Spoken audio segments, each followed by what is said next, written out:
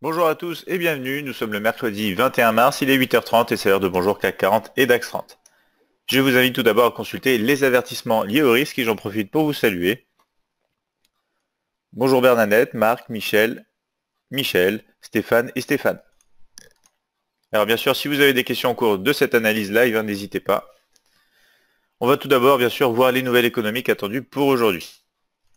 Alors on se retrouve sur le site Admiral Markets pour retrouver le calendrier économique et on va voir justement que dans une demi-heure, on aura déjà la réunion de la BCE pour la politique non monétaire, suivie aussi à la même heure en fait de la balance commerciale espagnole. On retrouve seulement ensuite à 10h30 des nouvelles du côté des Britanniques avec notamment les bénéfices moyens, mais surtout la donnée la plus importante, le taux de chômage et le nombre de demandeurs en changement justement par rapport donc au chômage. On aura aussi à midi ici, toujours du côté britannique, l'indice CBI et la tendance donc des commandes industrielles, toujours côté britannique. On retrouve enfin cet après-midi des données américaines à 13h30 avec les comptes courants, suisse avec à 15h le bulletin trimestriel de la BNS et on retrouve à nouveau des données américaines ici pour plusieurs données. En fait, à 15h, on a déjà la vente des maisons existantes. Ensuite, on retrouve à 15h30 donc les stocks d'essence et de pétrole brut. On retrouve aussi à 19h là des données plus importantes encore avec la Fed et la décision des taux, les projections économiques du FOMC, la conférence de la presse de la Fed, enfin conférence de presse pardon de la Fed avec à 10h30 ici toujours du côté des États-Unis. On finit la journée un peu tard à 21h du côté de la Nouvelle-Zélande avec les taux donc d'intérêt. La décision donc des taux d'intérêt. Donc vous voyez beaucoup de données économiques aujourd'hui. Ce matin, c'est centré sur les Britanniques principalement. Cet après-midi, beaucoup de données américaines et la fin de journée pour ceux d'entre vous en fait qui tradent le dollar néo-zélandais à surveiller bien sûr la décision des taux d'intérêt. On va maintenant passer donc à l'analyse et aux supports et résistances de la journée. On va démarrer comme d'habitude avec les indices européens, un CAC 40 CFD avec des supports présents actuellement aux 5250, 5200, 5160, des résistances à partir des 5300, 5340, 5380. Du côté du DAX 30 CFD, on retient des soutiens sur les 12220, 12100, 12000 niveaux clés bien sûr, et des résistances obstacles à la hausse sur les 12345, 12450, 12555. Du côté des marchés américains, Dow Jones 30 CFD, on obtient des supports actuels aux 24 680, 24 500, 24 250, des résistances à partir des 24 865, 25 100 et les 25 350. Le Nasdaq 100 CFD, quant à lui, obtient des soutiens sur les 6 850, 6 765 et 6 690, des résistances à partir des niveaux de structure des 6 930, 7 000 bien sûr, et les 7 045. On retrouve bien sûr des matières premières avec le Gold CFD pour l'or et des supports actuels aux 1310, 1305, 1300, des résistances et obstacles à la hausse à partir des 1315, 1320, 1325. Pour le pétrole, le WTI CFD, on obtient des supports actuels aux 63, 25, 62, 60 et 61, 80, des résistances et obstacles à la hausse à partir du niveau clé des 64, 64, 80, 65, 75, donc un pétrole qui est en pleine augmentation pour l'instant. On va passer aussi au marché Forex avec l'euro USD CFD pour des supports au 1,2265, 1,2220 et 1,2170, des résistances à partir des 1,23, niveau clé 1,2330, 1,2380. On va voir aussi la livre sterling, bien sûr, le GBP USD CFD pour un support au 1,3985, 1,3915 et 1,38, ici 50, des résistances et obstacles à la hausse à partir des 1,4065, 1,4180 et 1,4220. On finira bien sûr avec la crypto-monnaie du jour, ce sera l'Ethereum, le THUSD-CFD pour un support actuel aux 560, 470 et 400, des résistances à partir des 670, 755 et 820. On passe donc à l'analyse graphique MT5. Donc on se retrouve sur la plateforme de trading Admiral Markets MetaTrader 5, le mini terminal ici à droite comme d'habitude, et on va démarrer l'analyse ici avec le CAC 40 en unité de temps H4. On va voir justement qu'on est repassé au-dessus du niveau clé ici des 5250. Les moyennes mobiles sont en configuration baissière mais seront bientôt confondues peut-être pour un croisement direction à la hausse. Si on parvient à rester au-dessus de ce niveau clé. Ici, on a quand même une tendance de fond qui reste pour l'instant à la baisse, momentum positive et force négative. Je vous rappelle qu'on est quand même en sortie baissière normalement de ce triangle d'indécision. Ici, c'est le mouvement correctif normal sur le niveau de structure, hein, c'est attendu. Après, si on a un mouvement plus profond de correction, on pourrait annuler la poursuite en fait de la tendance à la baisse et revenir dans un ton plutôt haussier ou du moins un petit peu incertain, pardon. Si ici par exemple on prolonge cette oblique, on va peut-être avoir ici de la consolidation avant enfin de casser à la hausse ou en fait poursuivre la tendance normalement qui est établie à la baisse ici sur le CAC 40. On va passer maintenant en graphique M30, retrouver un peu plus de détails et de structure. On voit bien ici déjà des moyennes mobiles à la hausse. Les scénarios d'hier, donc c'était soit une baisse sous ce niveau, soit une hausse sous ce niveau. Regardez tout simplement les mêmes scénarios, hein. Donc on va peut-être prolonger ici justement cette oblique. Comme ça on verra jusqu'où on peut aller sans trop spéculer ici, hein. Donc potentiel ici, niveau intéressant à la hausse, si jamais on reste au-dessus des 5250, on pourrait se diriger sur les 5275. Scénario toujours bien sûr baissier si on réintègre et si on passe à nouveau sous les 5250, le niveau de support actuel. Ici le graphique M30 est déjà aussi momentum et force positive, donc il se peut qu'on casse ici à la hausse et qu'on aille poursuivre, chercher un niveau de structure en accord avec tout simplement ici cette oblique. On va d'ailleurs mettre les derniers points haut, derniers points haut et bas. Et on va bien voir qu'on s'arrête pour l'instant sur les derniers points hauts.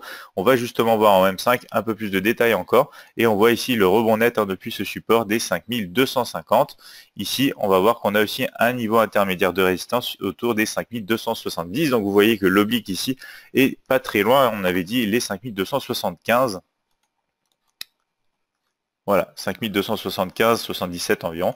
Donc ici, une zone sur laquelle il faudra faire attention si le CAC continue donc de progresser à la hausse. Bien sûr, si on casse ici ce point à la baisse, scénario baissier, attention à un niveau aussi de support intermédiaire autour des 5225. On peut d'ailleurs ici placer aussi une oblique comme celle-ci pour voir si le scénario va être déclenché, si on a une cassure à la baisse ou au contraire progression à la hausse au cours de cette séance. On verra ça bien sûr dès demain matin dans notre prochain épisode de Bonjour CAC 40 et DAX 30. On passe justement au DAX 30, graphique journalier ici, toujours en tendance à la baisse, momentum positif, force négative selon le mini terminal. On a donc toujours cette oblique qui aide en fait à progresser, enfin à contenir la progression justement à la baisse du DAX 30. Néanmoins, vous voyez qu'on a des moyennes mobiles qui commencent donc à se resserrer. On a rejoint le prix. On essaye même en ce moment même de casser la moyenne mobile exponentielle 50 et on teste justement cette oblique avant d'aller potentiellement retester ici les 12 450. Donc on va passer en graphique horaire, retrouver nos zones de structure. Ici, on est en train justement d'essayer de casser en fait la résistance des 12 345. Donc si on casse cette résistance en accord avec cette oblique, on a possibilité de rejoindre bien sûr la résistance plus forte ici des 12 450 et notamment avec le test des derniers points hauts juste ici. Donc les scénarios d'hier, on a plutôt eu un rebond depuis les 12 220. On a eu donc justement un mouvement en faveur de la résistance des 12 345, résistance qu'on essaye de casser. On va actualiser nos scénarios. Scénario aussi donc uniquement en cas de cassure confirmée de cette résistance et de cette oblique, et on aura donc un mouvement potentiel en direction des 12 450, scénario baissier uniquement si on rejette bien sûr cette résistance, cette oblique, et qu'on se dirige du coup vers le support des 12 220. Ici le graphique horaire est déjà aussi momentum et force positive. Donc on va regarder en M15 avec un peu plus de détails, on va rajouter les derniers points haut et bas, et vous voyez bien, ici c'est un peu le même principe que sur le CAC, on a rebondi ici sur un niveau environ donc des 12 320 quasiment exact sur ce niveau, et pour l'instant on essaye de casser les derniers points hauts. Si on y arrive, on sera au-dessus de cette oblique, on pourra aller à la hausse direction déjà le niveau intermédiaire des 12 400 à ne pas oublier bien sûr. Si jamais on réintègre et qu'on finit par casser ici cette zone, on pourra déjà aller chercher les 12 290 avant potentiellement un retour sur le support des 12 220. La tendance ici et le momentum force sont aussi positifs sur ce graphique M15 pour le DAX 30. On passe au marché américain avec le Dow Jones 30 ici. Dow Jones 30 ici qui essaye donc de casser toujours ce triangle à la baisse. On a d'ailleurs la tendance de fond qui est plutôt baissière, le momentum positif, la force négative et des moyennes mobiles, ça y est, qui se croisent donc à la baisse. Légère accroissement entre justement ces deux moyennes mobiles. On va voir si on a de la volatilité qui peut arriver pour permettre le mouvement baissier ici sur l'indice américain Dow Jones 30. On va regarder En détail, bien sûr, ici, graphique horaire, hein, on a plutôt des négociations au-dessus des 24 680, tendance haussière, momentum et force positive. Donc pour l'instant, on oscille tout simplement entre la résistance des 24 865 et ce support dont je viens de parler. Donc les scénarios d'hier, vous les voyez ici, hein, plutôt un mouvement baissier sous ce support, bien sûr. Tant qu'on est au-dessus ici, il y a moyen qu'on progresse en mouvement de retracement vers les 4 865. On va voir quand même que ici, on est potentiellement en train de consolider. Hein, vous voyez ici les progressions, la progression du cours. Hein, on est en train de générer ici une figure en fait comme ceci de consolidation. On va rajouter les derniers points hauts et bas. Hein, on regarde justement ici, on a de la structure. Donc si on casse cette oblique et ces derniers points hauts, on peut aller chercher la résistance. Et en revanche, si on casse ici les moyennes mobiles, il faut faire attention parce qu'on a aussi la partie médiane ici. Oups, voilà, la partie médiane ici entre les derniers points hauts et bas qui jouent aussi une zone de structure. Donc en gros, si on casse ce niveau, on peut aller chercher rapidement le support et surtout attendre confirmation ici sous les derniers points bas, sous ce niveau de structure pour aller plus bas encore, chercher donc les niveaux de support inférieurs avec notamment les 24 500 dans le cadre de la tendance de fond sur ce graphique et sur cet instrument de Jones 30 CFD. On passe au Nasdaq 100, graphique journalier, toujours dans le nuage des moyennes mobiles ici, en mouvement de retracement dans une tendance de fond haussière, momentum positif, force négative. On a ici toujours des négociations sous le niveau de structure clé des 7000, mais la tendance de fond est intacte. Donc on peut s'attendre encore à un mouvement de poursuite et aller notamment retester les 7000. On va aller en graphique horaire, on va notamment rajouter les derniers points hauts et bas, et on va voir ici qu'on est en train de consolider donc avec le nuage ici des moyennes mobiles, notamment le support ici des 6850. Les scénarios d'hier, c'était en cas de cassure ici de cette oblique, on peut aller à la hausse. Alors on a cassé cette oblique, mais on n'a pas réussi à casser ici justement les derniers points hauts. Donc on va pouvoir enlever cette oblique ici, et on va ajuster tout simplement donc nos scénarios. Petit mouvement haussier en cas de cassure des derniers points hauts déjà jusqu'à ce niveau de structure, et mouvement quand même plutôt baissier à attendre ici, comme ceci, avec la cassure des derniers points bas sous le support des 6850, qui serait donc plus favorable pour un mouvement de poursuite ici sur le Nasdaq 100. Donc à surveiller, hein, on peut être dans une zone de range au final entre ces deux niveaux. C'est pour ça qu'on a pas mal de tests sur la partie basse. On est déjà assez proche de la partie haute, donc il faut rester vigilant sur le Nasdaq 100. Sur le Gold CFD ici, on va avoir un mouvement en rebond pour l'instant sur le support des 1310. On a aussi cette oblique avec plusieurs tests. On va voir ça en détail bien sûr sur le graphique horaire, mais pour l'instant la tendance journalière ici est à la baisse. On a un momentum négatif et une force négative. On va voir en détail ici. Voilà le rebond justement depuis la zone de structure des 1310 ici. Donc rebond, scénario haussier plutôt validé en direction des 1315. 1315 qu'on est en train de tester en tant que résistance. Donc si on casse cette résistance, on peut aller chercher la prochaine résistance, mais il faut faire attention à cette oblique et notamment au dernier point haut ici. Donc un mouvement peut-être qui pourrait déjà aller jusqu'au 1318-19 environ. Scénario baissier bien sûr en cas de réintégration sous ce niveau, mais à ce moment-là ce serait plutôt un trading de range. Donc on va laisser un mouvement peut-être plus directionnel possible sous les 1310. N'oubliez pas bien sûr que si ici on réintègre sous la résistance, on peut bien sûr aller chercher les 1310 supports, mais après ce sera peut-être du range tant qu'on n'arrive pas à casser à la baisse ou à revenir et casser à la hausse. Donc on va maintenant passer au marché du pétrole, WTI CFD, graphique journalier, je vous le disais, le pétrole qui augmente en ce moment. On a eu une cassure de ce triangle d'indécision ici avec ce niveau, les moyennes mobiles qui repartent en pente haussière, on a de la volatilité qui arrive sur ce marché, tendance de fond à la hausse, momentum positif, force négative. Graphique horaire, on va retrouver donc la cassure ici de cette oblique. On a eu confirmation ensuite avec la cassure des 62,60, confirmation importante.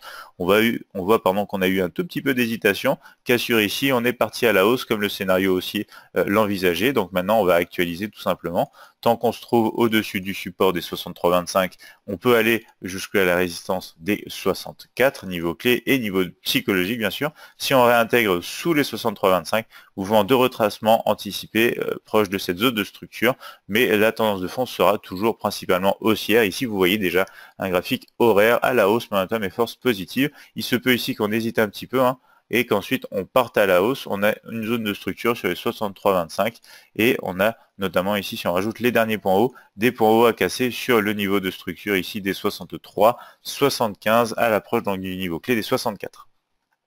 On passe au marché Forex avec la paire Euro-USD-CFD et on va voir qu'on est dans la partie basse du triangle d'indécision. On essaye même de casser donc cette borne basse. La tendance de fond sur le mini terminal est baissière, momentum positif et force négative. On a des négociations qui sont venues sous la moyenne mobile exponentielle 50. Pour l'instant, on est repassé au-dessus. Mais on a des moyennes mobiles ici qui commencent à se rapprocher l'une de l'autre et notamment la moyenne mobile exponentielle 20 qui est déjà en pente baissière. Donc on va regarder en détail ici ce graphique horaire. Donc les scénarios d'hier, c'était soit une cassure du niveau des 22,65, ce qui s'est produit pour aller chercher les 1,22,20. On s'est arrêté au niveau des 1,22,40, donc environ 20 pips au-dessus. Et maintenant, on réintègre au-dessus du niveau des 1,2265 qui repasse donc en tant que support. Alors ici, on va attendre un mouvement de retracement comme ceci, mais faites attention, on a pas mal de structures avec cette oblique ici, la moyenne mobile exponentielle 50, et on va rester en scénario baissier uniquement sous les 1,2265 pour casser à nouveau potentiellement cette zone de structure, partir à la baisse et pourquoi pas aller chercher justement l'extension ici de cette oblique baissière en accord ici avec le support des 1,2220, ce qui ferait un bon objectif en cas de scénario baissier.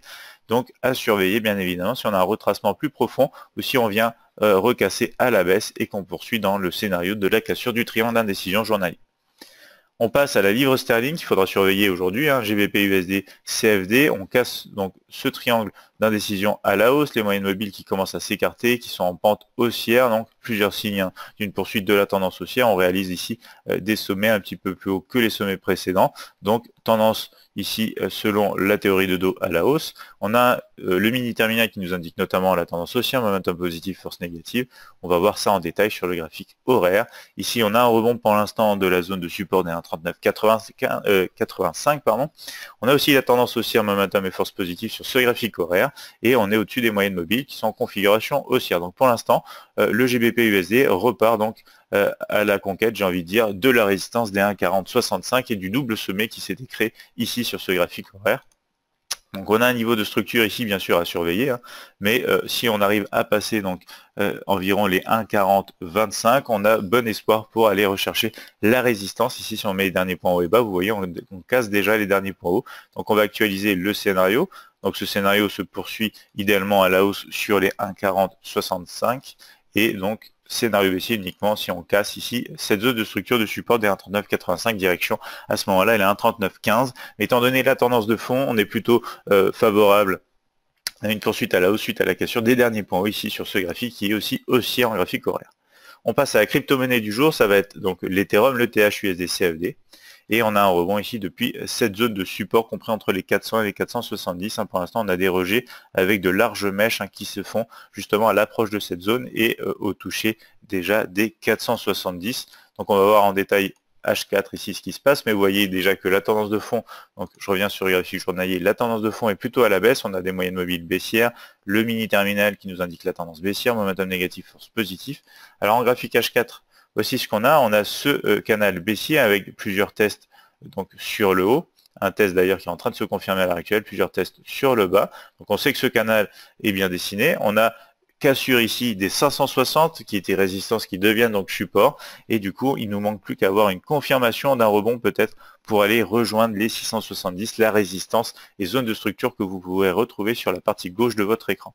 Donc ici, on ralentit un petit peu, on a la moyenne mobile exponentielle 50, et on vient de casser ici cette zone. On teste en réalité aussi la borne haute du canal baissier, donc il nous faut de la confirmation pour casser à la hausse comme ceci. Le graphique H4 ici est encore à la baisse, momentum positif et force positive. Donc on va regarder les scénarios. Scénario baissier, si on réintègre bien sûr réellement sous les 560, et du coup on serait véritablement de retour dans le canal baissier, donc on pourrait aller chercher un mouvement baissier, rechercher notamment le test à nouveau de ce double bas sur les 470. Et si on casse à la hausse, on a un mouvement possible, comme je vous le disais, en direction des 670. On va aller voir en graphique horaire si on a un peu plus de détails ici. Donc ici, on voit bien que la zone de structure est valable avec les 560. On a beaucoup de tests ici. En tant que résistance, on vient de casser, suite donc à ce test ici de résistance, on vient de casser. Maintenant, on va tester en tant que support ce niveau. Donc l'idéal maintenant ici, c'est d'attendre un rebond comme ceci. On va avoir voilà, les derniers points hauts et bas. Si en gros les derniers points hauts sont cassés, il y a de fortes chances pour qu'on reparte à la hausse ici sur cette crypto-monnaie. On regarde rapidement les crypto-monnaies qu'on a déjà vues au cours de la semaine. Ici c'est le BTC USD. Le Bitcoin, pour l'instant, le scénario en cas de cassure de ce triangle d'indécision part plutôt à la hausse, même si on va peut-être avoir un mouvement de retracement pour ensuite chercher donc la poursuite haussière.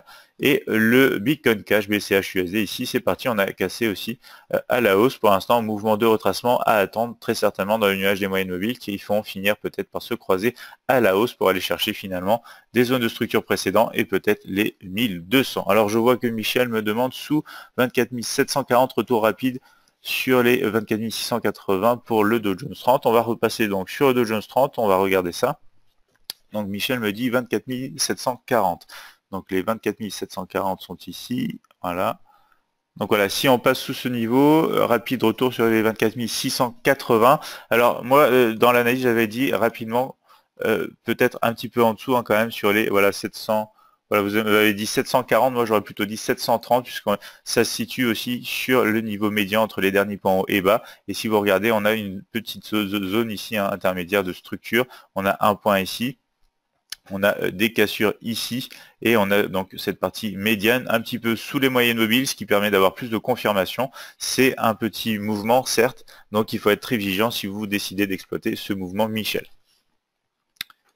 Donc si vous n'avez pas d'autres questions dans le chat, on va s'arrêter là pour cette analyse live de ce matin. Michel qui me dit merci, il n'y a pas de souci Michel. Et bien sûr, pour ceux d'entre vous qui ne sont pas déjà abonnés à la chaîne YouTube, je vous invite à le faire. Vous retrouverez d'autres épisodes de nos analyses et de nos trades live en direct. Bien sûr, plus d'informations sur le site admiralmarkets.fr. Bernadette qui me dit merci, bon trade et à demain. Merci Bernadette.